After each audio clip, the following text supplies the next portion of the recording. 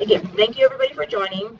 And the first thing I want to talk about is, of course, a large assumption of this entire webinar is that you have employees or are thinking about having them sometime in the near future.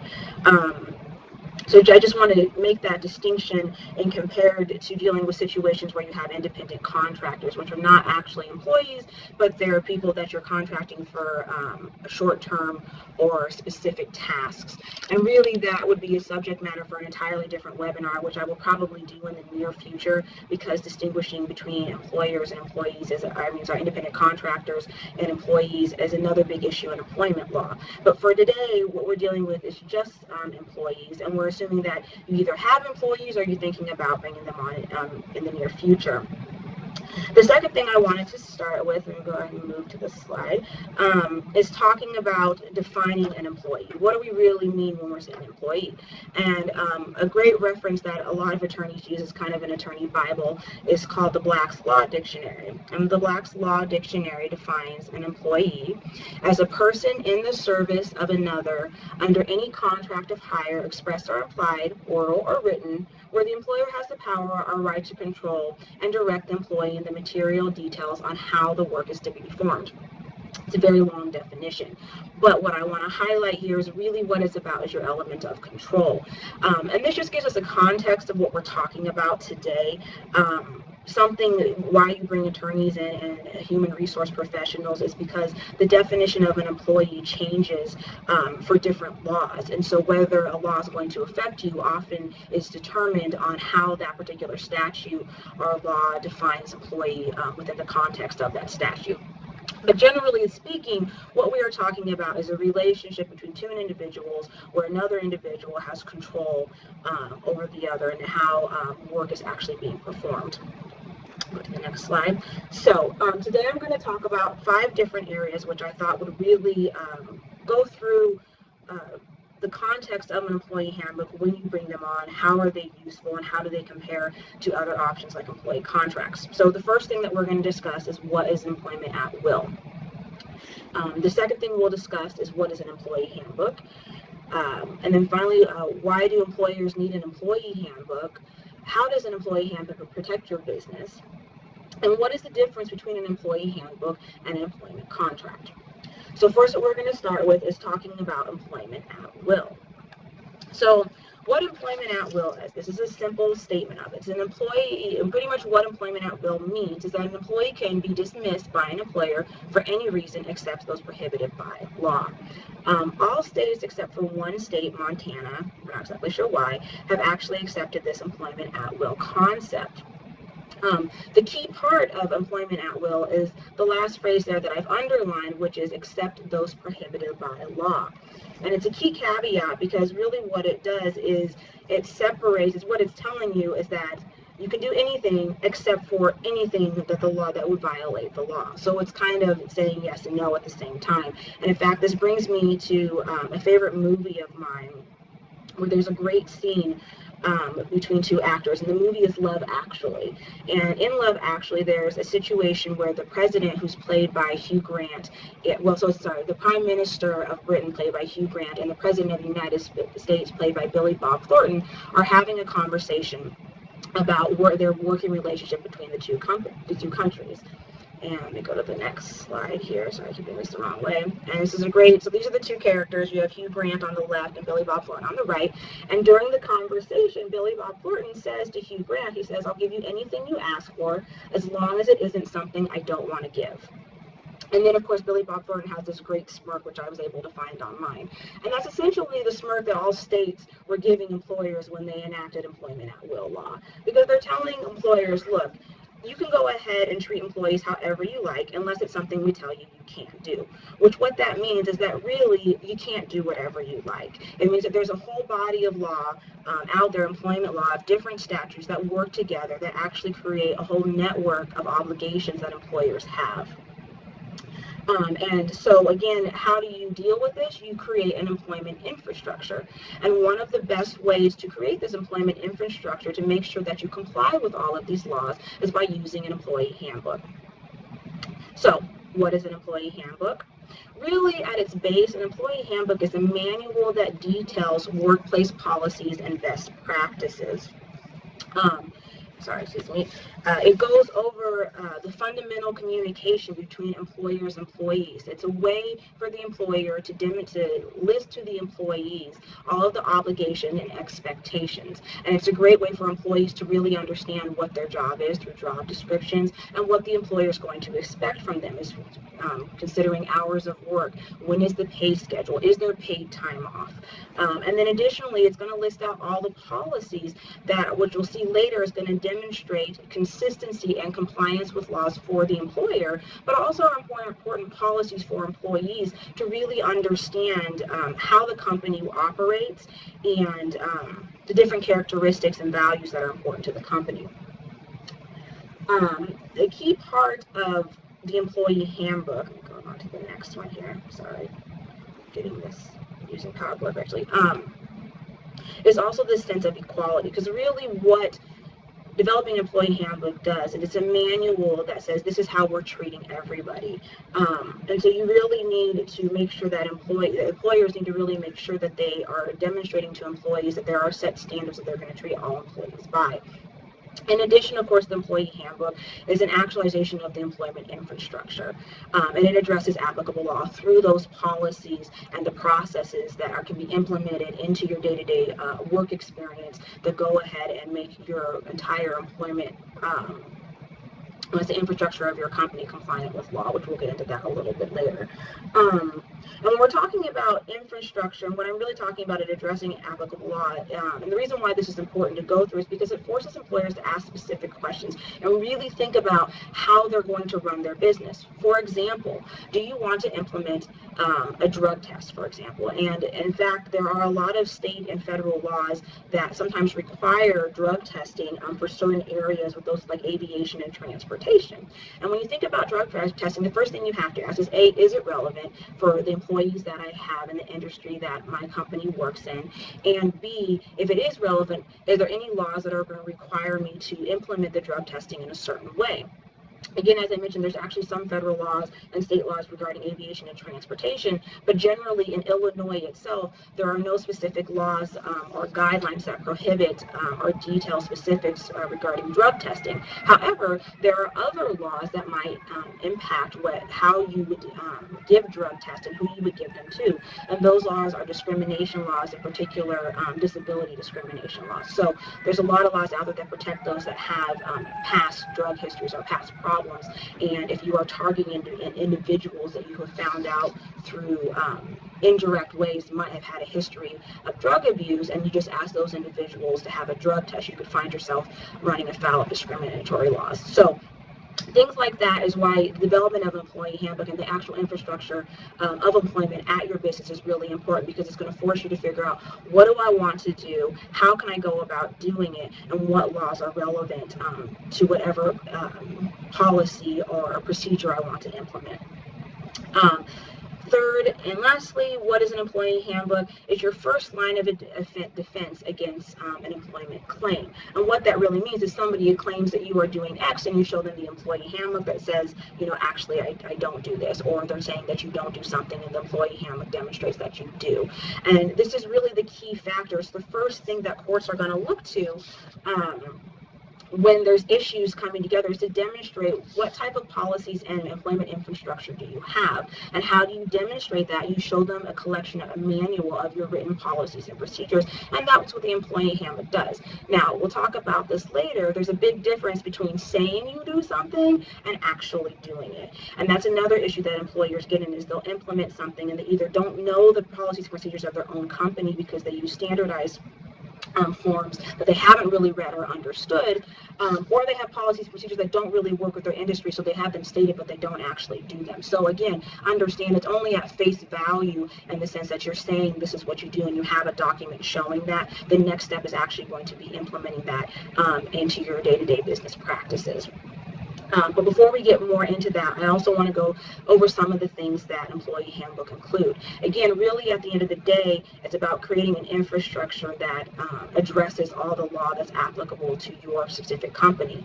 And again, it's going to vary from business, from industry to industry, and that's why it's really important that employers take time to carefully construct an employee handbook that is applicable to their industry and to their business.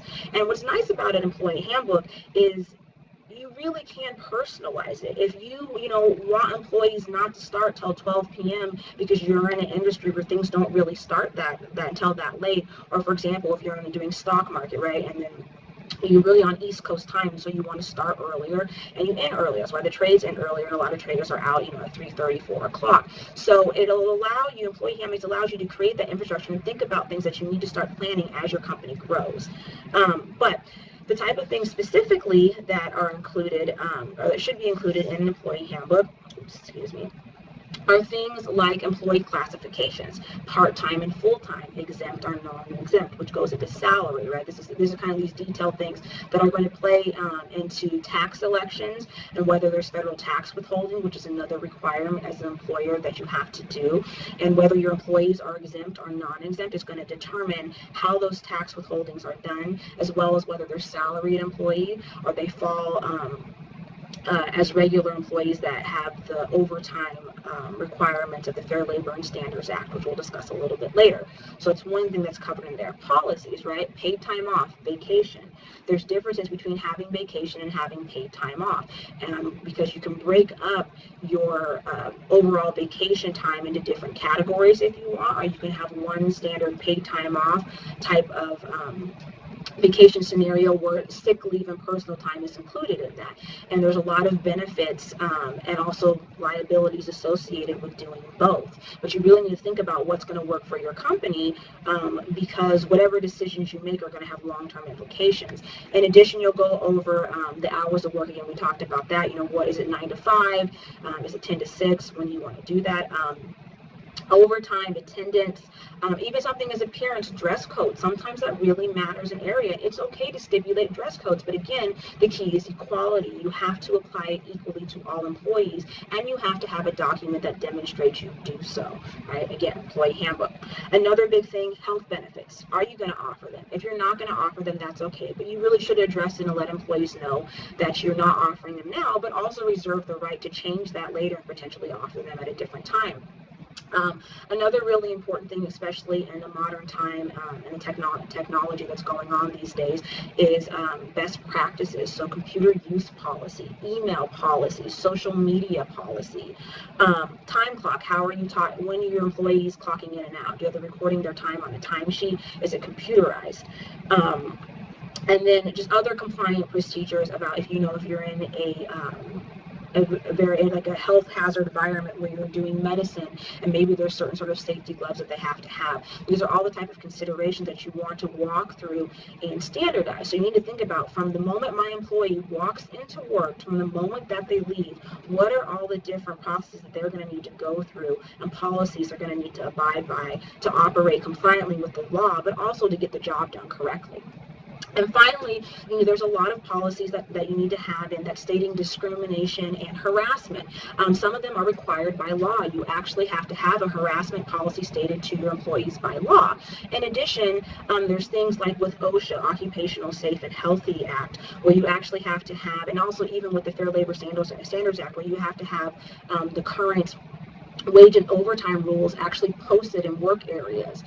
So these are all the things that the employee handbook should include, force you as an employer to walk through when you're establishing this. I do see a question.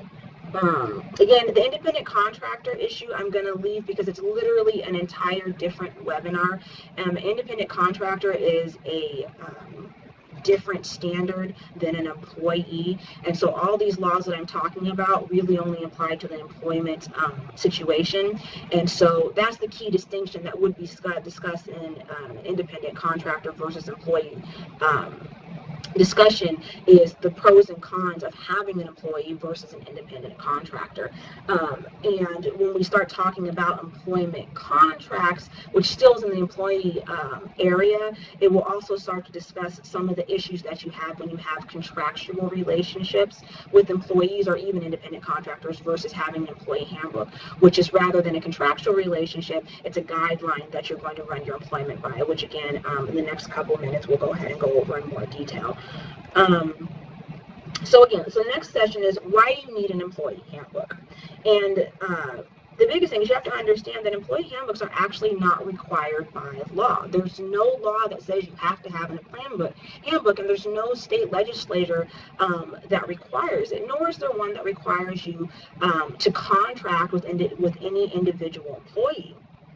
Rather, what you have is a very extensive list of applicable federal and state laws that in order to comply with them, you have to have some sort of set standard procedure that is written down. And what is that set standard procedure that's written down? It's an employee handbook. Or you have some sort of document like an employee contract that contracts around federal and state law, and in exchange, for some of the loss of, freedom that an employer has in that at-will environment to just go ahead and fire an employee if they need to. Some example of a few, there's many more than this, of laws that are applicable that create the need for an employee handbook or an employee contract situation. You have the Family and Medical Leave Act. This is an important act, especially for employers who are small and are going to be growing, because you only fall under the act once you have 75 employees. So, if you're at a point where you have 74 1 week and you have 76, 2 weeks later, this is a big issue, because all of a sudden you really have to put policies and procedures in place right away. So it's not something that employers should be waiting to think about. It's something that they need to be talking about earlier on, and talking about the different stage of employment. What kind of issues do I have right now? And in a year or 3 years from now, when I have this many employees or project to have that many employees, what kind of issues am I going to need to be considering now? And what type of laws are going to be applicable?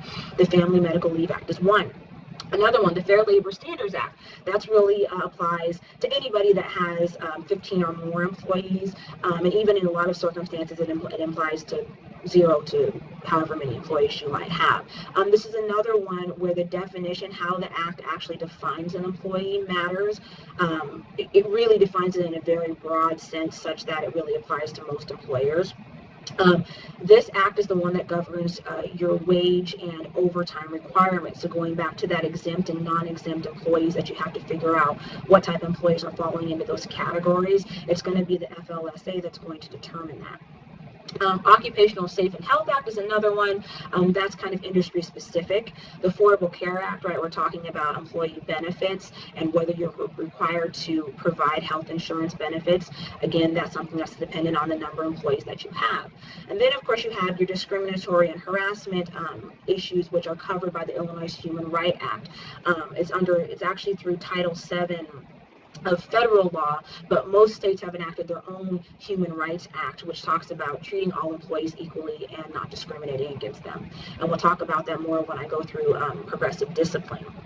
In addition, you also have the Illinois Workers' Compensation Act, another issue talking about employees who get hurt while they're working as an employee or underneath the shadow of their employer. And again, that definition of, when is somebody working for the employer and do they fall under Workers' Compensation Act is a whole other area of law. But as you can see, there's a lot of different laws that are really going to vary on the type of employer you are, the industry that you're in, and how large you are. So something that's really key to understand, an employee handbook is a living, breathing manual. It's not something you do initially, you implement, but it's going to change, and it's going to take constant review, and you're going to have to constantly update it, because the laws change from year to year, and some of those laws have very large impacts on what employers can and cannot do. And a lot of those things that you state that you have to do 1 year in employee handbook, 3 years later you might not even be able to state in the handbook, and so you have to go through your handbook and make sure that it's compliant continually.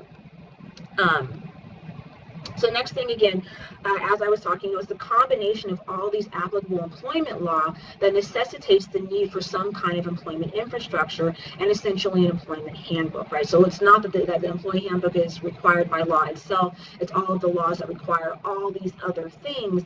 And in order to demonstrate that you're doing and you're compliant with all those other things, you have to come up with a master manual of what your company is doing to be compliant with all the relevant laws to your business. And finally, again, what I just kind of said is summarizing that the necessity for employee handbook is a secondary and indirect requirement as a result of employment law. So really now let's get down to the meat of things. So now that we know why you need one and what an employee handbook is, what does it actually do to protect your business? How does this actually work? First slide here. So, sorry.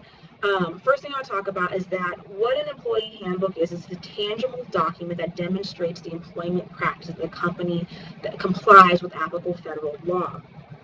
And what that means is that it's something that the employees as well as managers and employees can look at that say, look, this company has these different procedures that are applicable with the law, and it's something that's physical that you can hand over. You can go into court and say, here it is. But what I talked about earlier on in the presentation, the next step to having something that's written is actually implementing it, and that's very, very different. If you don't implement something correctly, there's no point in having it written, because the point of having it written, ideally, is that you can go ahead and implement it. And this goes into the following slide, which is really creating a compliant employment environment. And that's where employment attorneys and human resources professionals are really, really important, because the next step from taking an employee manual from paper is actually figuring out how you include that in the day-to-day practices of your employees and managers. And most of the time that includes training process. If you already have a bunch of employees and you're going to be implementing this employment infrastructure as an employee manual handbook, it's really important that, especially because they might have started things that aren't standard, they already have their own processes of how they come in and do things. You're kind of changing the status quo. So it's really important that you set up a training session to talk to them and go through the employee handbook and say, look, this is how we're going to do things. These are some things that we haven't maybe been doing right, but we're going to start doing. And these are some things that we haven't addressed yet, but in the future, this is how I want you to go about doing things.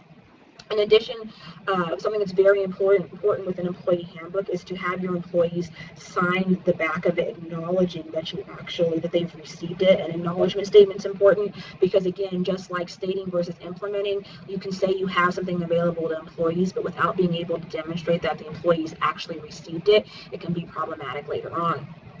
Let's go to the next slide. So, following through that is, again, implementation. Again, you need an employment attorney or you need human resource professionals. And I feel like, human resource, especially in this day and age where there's a lot of outsourcing going on, sometimes they fall through the hoops and are not focused on enough.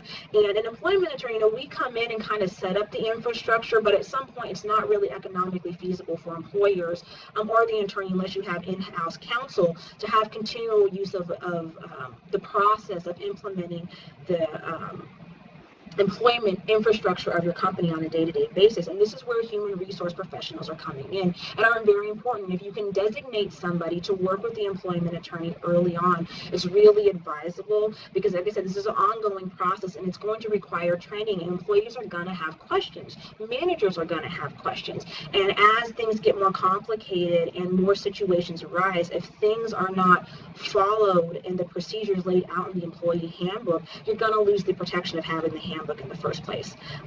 There's a question here that I'm going to read and ask, which is, so here's the thing. You can't force employees. When I was talking about the acknowledgement, the question is asking, what are the risks of an employee if the employee does not return the signed acknowledgement? There's no real risk. I think, a lot of times employees, you give them these handbooks and you ask them to sign it, and they think that they're signing a contract. They're not signing a contract. And we'll talk about that a little bit more, because there is some case law and there's some issues about when an employee handbook can have can impose contractual obligations on employers, which I'll discuss later, and that's why it's really important to not use standardized employee handbooks, because there are situations where there can be, if they're written badly, they include certain language or don't have specific disclaimers, where they can impose contractual obligations on the employer. But generally speaking, if they're done right, employee handbooks are not contracts. So the acknowledgement signature is not the employee obliging itself, excuse me one second, to a contractual relationship with the employer, but rather what it's doing is the employee telling its employer that, sorry, my computer is going down, the employee telling the employer that, look, I understand this is how you run things. So you should ask them to sign it. If they actually don't sign it, what you go ahead and do is you make note of the fact that you asked the employee to sign the employee handbook, and that they chose not to or chose to. And you can even ask them to have a written statement to that attestment. Something else for those of you who don't already have employees, you make it as part of the offer, meaning that in order for them to actually get a job with you, it's something that they have to go ahead and sign. It's a little bit different when you already have employees working for you and you're going to be implementing an employee handbook after they've already been hired. But really, generally, the acknowledgement is to have it on record. It goes in their personnel file, and there's other ways, essentially, to document that you gave the employee this information, other than having them sign it. Again, you can have it online if you have employee portals where all of their information is accessed. You can actually have employee handbooks available to employees in hard copy in the office places. So there's other ways to demonstrate that you have an employee handbook and all employees have been notified of that, other than having them sign an acknowledgement. An acknowledgement is just a sure and easy way to do it. So to go back to, again, how you're protected by it. And so this is where I want to get to the example of progressive discipline. Sorry, I can't get my notes over here. So progressive discipline is my favorite example of talking about the difference between stating a policy and implementing a policy, especially because when it deals with discrimination, and it's a great way to demonstrate how you implement a process that addresses a background law, right? So pretty much in the Illinois Human Rights Act says that an employer cannot treat, treat an employee different to other employees based off of issues like race, religion, sexual orientation. Now it even includes whether they're pregnant or not. And really, you have to treat all employees within a degree of reasonability equally.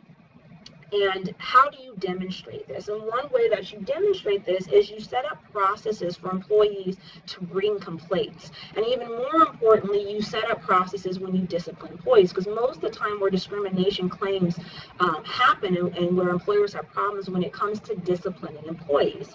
And what progressive discipline does is it sets up a procedure and a systematic process that has written evidence of how an employer has dealt with and discipline their employees. And so when later on, when you have a claim, an employee gets fired or is upset or feels that they've been treated unfairly, you have actual documentation that demonstrates that, A, this is how you treat all employees, and that the employee has been treated the same way through this process. So progressive discipline, again, is another one of those things that's going to be adapted per company and per industry. Normally, it's a three-step process. Sometimes, given the nature of a company, a three-step process may not be the most efficient way to do it. But essentially what you do is when an employee is doing something problematic, you start by giving them a verbal warning. And a verbal warning, and this is where the training comes in. A verbal warning is just not a comment that you make in passing. It's something that you actually sit down and have a designated time to discuss with the employee. And then a manager or whoever the supervisor is that is having that discussion with the employee actually documents themselves. And then they go ahead and so you write an email to yourself or a note and say, look, on March 10th, at 11:28 a.m. I sat down and had a conversation with Amber, letting her know that the shirt she wore yesterday was really not appropriate, and according to our employee handbook and the policy on workplace appearance in there, I pointed out the policy that we have about it and what the potential consequences are. And then, in the event the employee, wears the same shirt again, and then again, this is where I can distinguish, does a different act or does the same act similar, you do a second process of bringing them in, and this one's a little bit more intense. You say, look, we've already had to talk about this one time. This is the second time we've talked about you. We've let you know there's potential consequences to you not complying with the company's policies. And you actually provide them with a written documentation that you give them. And again, you ask them to acknowledge it by signing it. If they refuse to do so, that's okay. You just indicate the fact in your own notes and own written record that you actually gave it to them. You can send it by email, which is something that we suggest that a lot of employers do, because again, it's electronic documentation that doesn't require a signature. You can tell whether it's been opened or not, and it has a timestamp and date stamp. So email is an effective way often to send notification to employees. Anyway, so then after that happens, then finally, and the other thing that's important is each one of these steps, not only are you telling the employee what the issue is, directing them to the policy in the handbook, but you're also letting them know what the consequences are. And most importantly, you're giving them the opportunity to do something about it. So there's a third procedure. I'm not going to keep going, and there's all different ways that you go down to it. But at the end of the day, after going through this progressive discipline, if ultimately a decision is made to fire the employee, and later on the employee wants to come back and file a discrimination claim, it's no longer expensive and difficult for the employer to defeat that claim or litigate it in court, because they have a clear documentation that's kept in the employee's personnel file that not only shows that there's an employee handbook that lists out the policies the employee needs to abide by. There's also an employee handbook that lists out the employer's progressive discipline process, and then you have the documentation that backs up that progressive discipline process that you as the employer have implemented. So it's a nice little folder that says, look, we have a process that we use with all different employees, and ideally, if you have other employees who have problems, they're going to have a file with all this information as well. And then the employee in question, you can say, here's all the communication that we had with this employee regarding this particular issue. We explained to them what it was, how to fix it, and they failed to do so, and then they were terminated, which is consistent with our employee practices amongst all employees. And there you go, you have a perfect, defeat for a discrimination claim. So again, as you can see, this is an in-depth process, and most importantly, not only do you have to have it stated, but your supervisors have to know how to do it, and you actually have to do it. Because if you skip from step 1 to step 3 in your progressive discipline with one employee, you've completely defeated the entire system, because now not only have you demonstrated that employee was treated differently, but you might have actual records in your employment personnel files demonstrating that you treat other employees in a different manner. So these policies, as much as you have to have them, it's also imperative that you use them correctly and that your supervisors are trained correctly on how to do them. And again, this is where an employment attorney can come in and set these processes and this infrastructure up for you, but it's going to be up to that supervisor or that designated human resource professional to make sure that these policies are upheld and implemented correctly on a day-to-day process.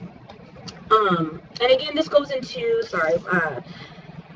the next thing I want to talk about here, and this is why, just like in a lot of areas, things, LegalZoom and all of these entities out there, they do have some good qualities about them, and it's not that the problem is the concept that they're trying to get easy legal documents that are accessible to masses. The problem is that a lot of areas of law require specialization to be effective, and employee handbooks are one of those areas. A cookie cutter employee handbook is not going to address the specific laws that are applied to your industry necessarily, and more importantly, they might not be applicable to your actual business practices. And there's no point in having an employee handbook if you don't know what's inside of it, or what's inside of it doesn't work with how you operate your business.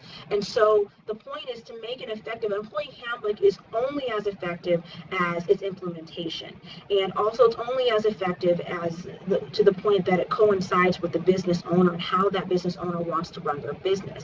And so the danger in getting these standardized, what might appear to be less expensive employee handbooks, is that they don't really do anything for you. You're really wasting your money because you're not implementing them, or you don't know what's in there. And I promise you, if you go in front of a judge and you show him an employee handbook and then none of your actual day-to-day employee procedures follow that handbook, it's going to hurt you. But you also can't not have one, because if you don't have an employee handbook, you're also showing a complete disregard for the law. So it's a catch-22, and you have to do it right, because there's a risk in doing it wrong. And in addition, which I'll talk about later, there's also the problem with not doing it correctly, because there's certain words in an employee handbook, like may versus could, or I will do something, or I can't do something. In addition, there's a lot of disclaimers that have to be put in an employee handbook to make sure that it's apparent that this is still working in an at-will employment environment, and that the employee handbook itself is not a contract for employment between the employer or employee. So the other thing that these standard employment handbooks don't necessarily have is all the necessary disclaimers, and they tend to have language that, you know, people are using over and over again, but just because it's been done over and over again, but does not mean it's been done correctly. And especially in current times where the laws are changing, especially in employment, a lot of these old standardized documents, or a document that you had from the old job you used to work at, is not going to be compliant with current law, and it might actually misstatement, and in addition, it could impose liabilities on you as an employer that are going to hurt you in the long run. So in this one area, this is really something that has to be specific to your business and to your industry and constantly maintained. So move on to the next section. Again, this is kind of a review. Implementation again. So how does an employee handbook protect your business? It actually not only states the policies, but you implement the policies. I think I went, yeah. And then again, with the progressive discipline example that I went through, and in agreement, I like analogies. They work really well. They kind of stick in your mind. And I kind of like using a standard employee handbook and why they're not effective, like a safety belt. An employee handbook done correctly can be compared to a safety belt, in the sense that day to day it doesn't seem like a big deal, and you wouldn't really think much about, why do I have to spend more money on the correct nylon to strap me in? But I promise you, the moment you have an accident, having the correct safety belt and having it on can be the matter of life or death. An employee handbook is the same way. In your day-to-day practices, it doesn't seem like a big deal, but as soon as you start to have employment suits against you, it can be the matter of, you know, $1 million settlement, or you being able to dismiss something with no cost at all. And so it's something that is worth investing. And what you have to understand is, if you don't have the proper employment infrastructure in your business, it will cost you a lot of money and time in defending employment claims. And that's what employee handbooks and proper implementation of employment infrastructure in your business is going to do for you. It's going to save you a lot of money in the long term. And then I want to get into talking about what's the difference between a handbook and a contract. And when you're talking about handbooks and contracts, the best way to go through it is talking about the different ways that you can compare different sorts of factors that you have to take into. But the first thing I want to talk about is that the main difference is that an employee handbook is not a contract. And I have this star here, which goes down at the bottom, and that sense that it should not be a contract. So it shouldn't be a contract, and what I mean by that is, if there's the proper language and proper disclaimers, an employee handbook is not a contract. But if it's not done correctly, or done by an employment attorney who really understands employment law, it's possible that an employee handbook can attach some contractual obligations for employers. So it is a risk, and that's why it has to be done right. And again, the employee handbook, what it goes through is, the difference is it deals with how to comply with at-will employment and other applicable law, and that's it's a guideline and manual for how to deal with all these backdrop laws. The difference between the employee contract, that actually an employee contract negotiates around the law in exchange for control. So what happens is, you have all these different laws that are out there in the natural forming employee-employer relationship, and you have a handbook that will give you the guidelines to navigate those laws. On the other side, you can create an employee contract, which works great for small employers and certain types of employees, where you're going to say, look,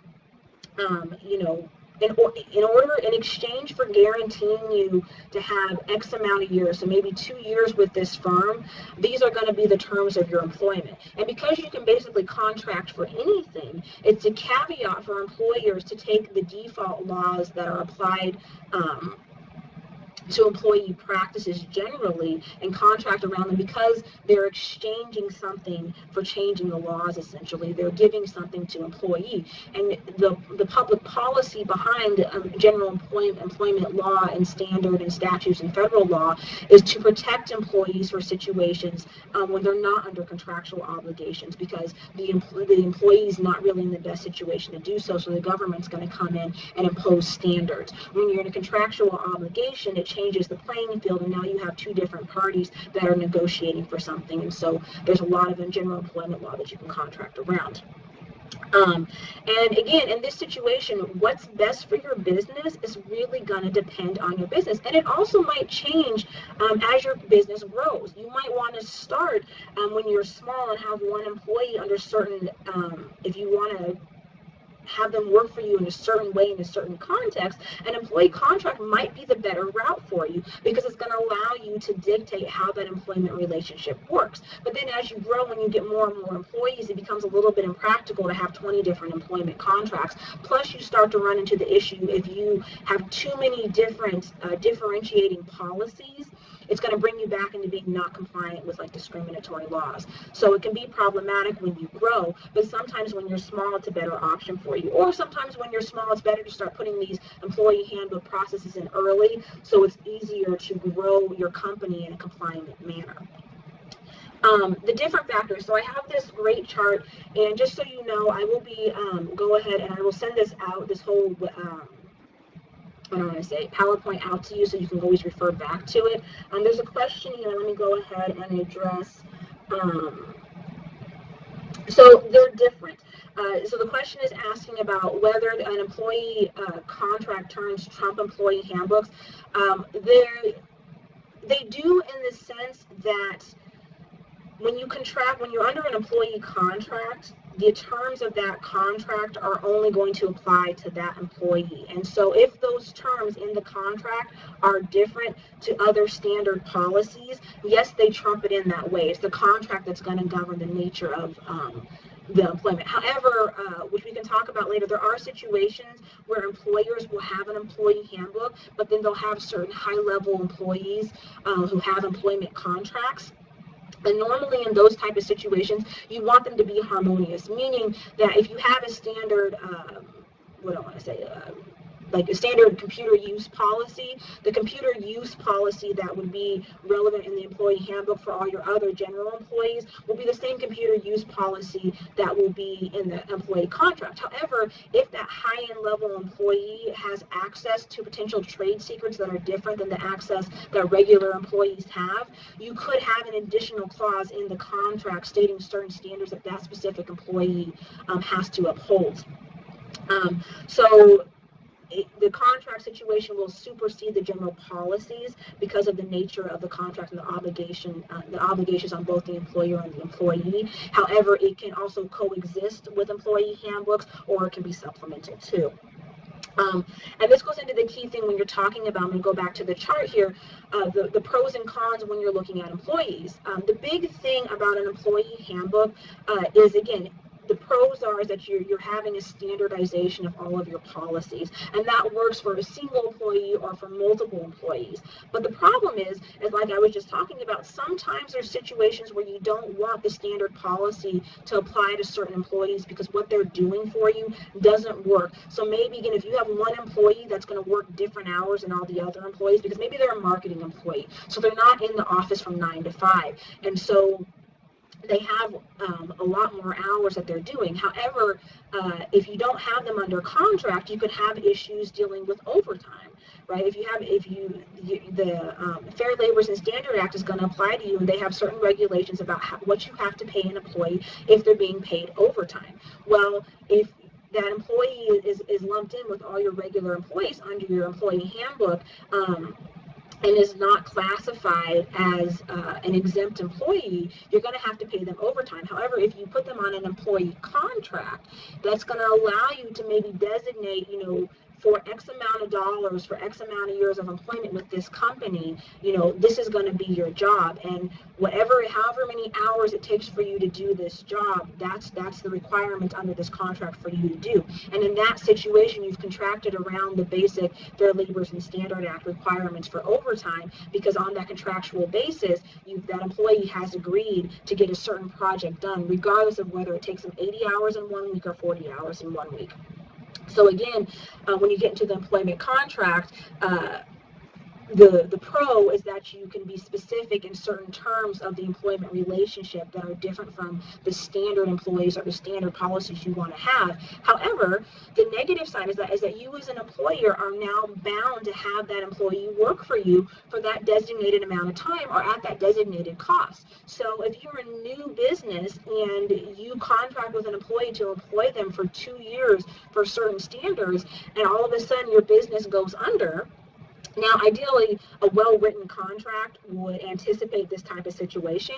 However, there is a situation where maybe you're not able to employ them, or it's not economically feasible for you as a company to employ them for the duration that you put in the contract, and now you have yourself in a bind. Now, you can negotiate out of that. It doesn't mean there's no answer, but it's kind of a drawback that happens. You really have to think about contract situations and whether what you're gaining from that employee is worth what you're giving up and the flexibility. On the other hand, unlike employee handbook situations where you have all these applicable laws about when you can fire an employee, what's great about an employee contract is you can state something in there that if the employee does not show up by 9:05 every day that he is employed or required to work, he's automatically terminated. You can create a contract to say that. If that were something that you wanted to do outside the employee handbook, you would run into a lot of problems with all sorts of laws and making that work. So again, it's kind of a double-edged.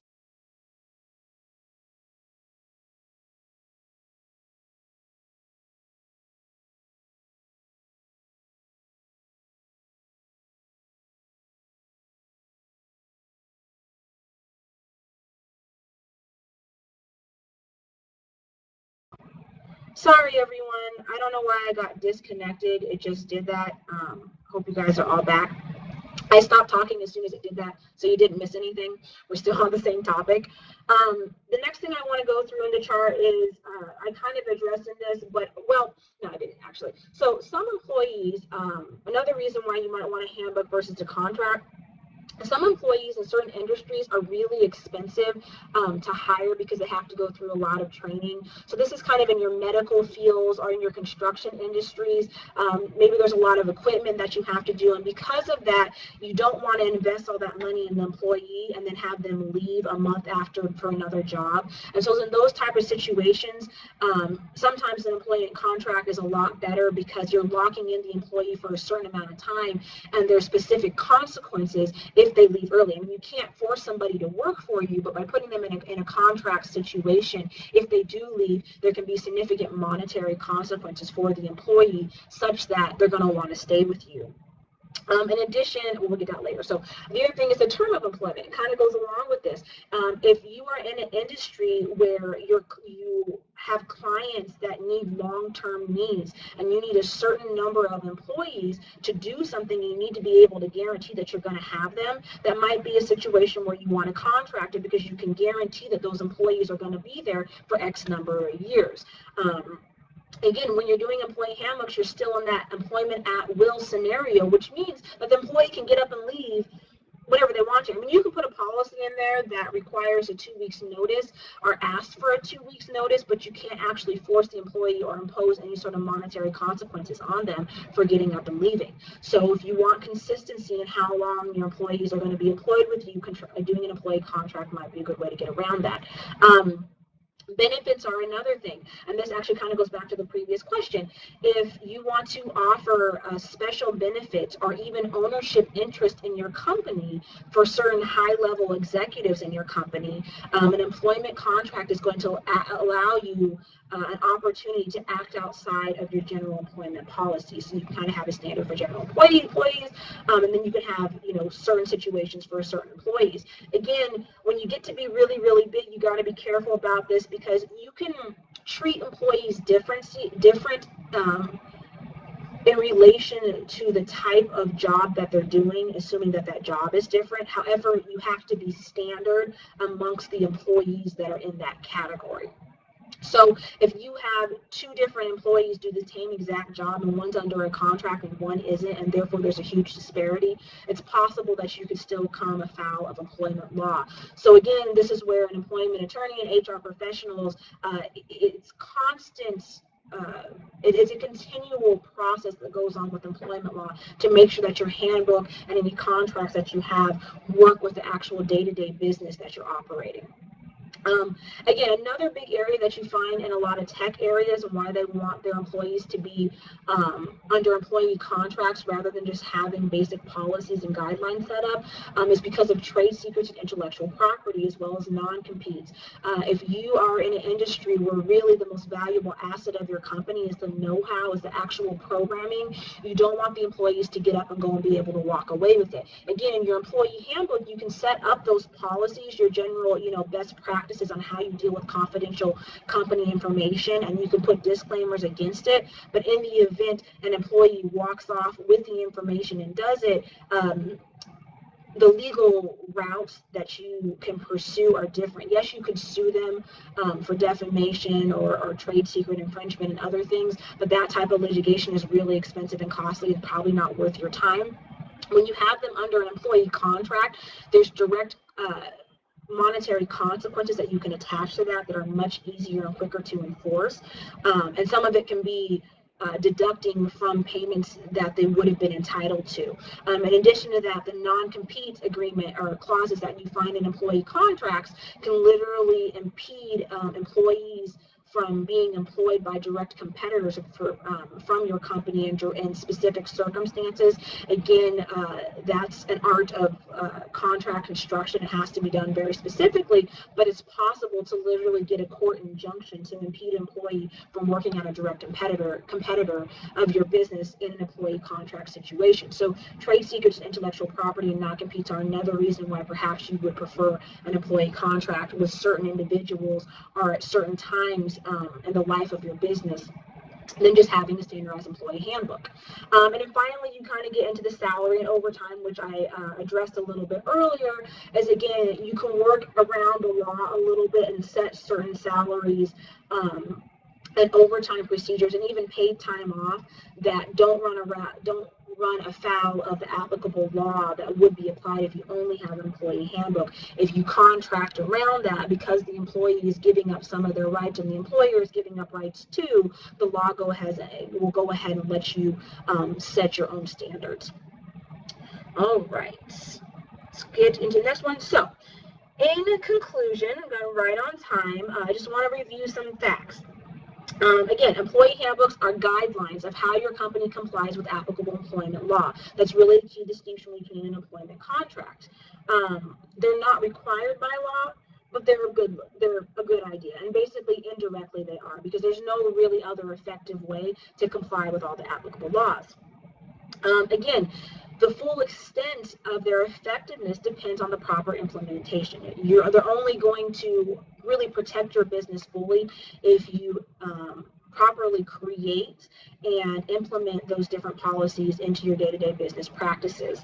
And again, which one's going to be better for you, whether you want to go the employee handbook route or whether you want to go to employment contracts, that's really going to depend on your business, on your industry, and also the stage of your business. And again, there's also hybrid situations that are also really applicable for employers, and that's a longer discussion that you have with an employee attorney, and then that will continually be worked out with your human resource professionals.